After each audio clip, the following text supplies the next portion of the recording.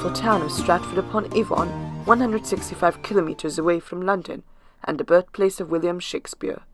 He was an English playwright who wrote such famous plays as Romeo and Juliet, Macbeth, and Hamlet.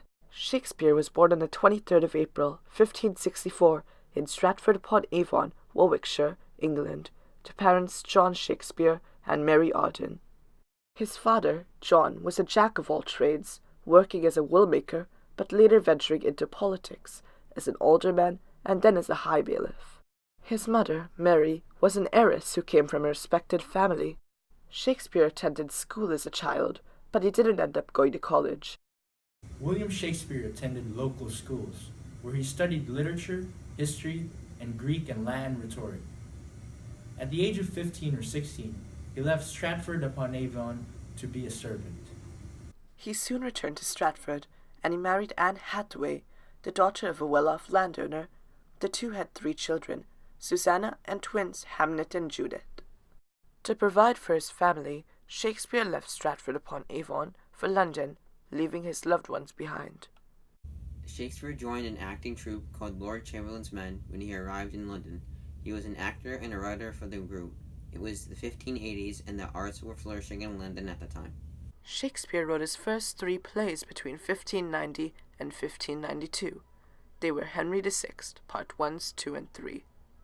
During this time, plays were in high demand, and little effort was made in producing the plays.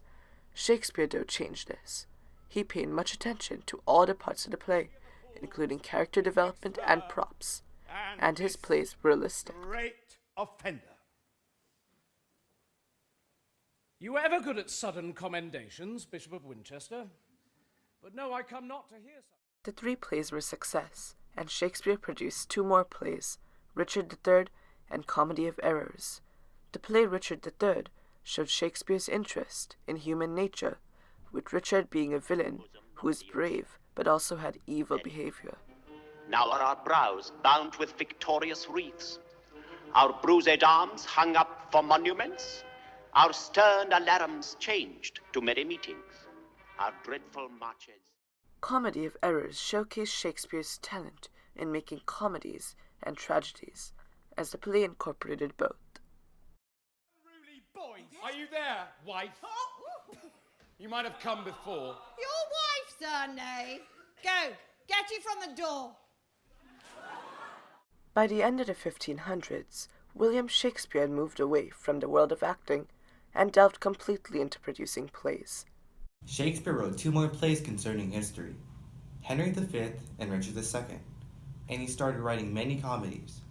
I can't list them all, as there are so many, but some notable ones are Two Gentlemen of Verona, Taming of the Shrew, A Midsummer Night's Dream, and The Merchant of Venice. Shakespeare's dive into comedies demonstrated his talent of putting together comedy and confusion.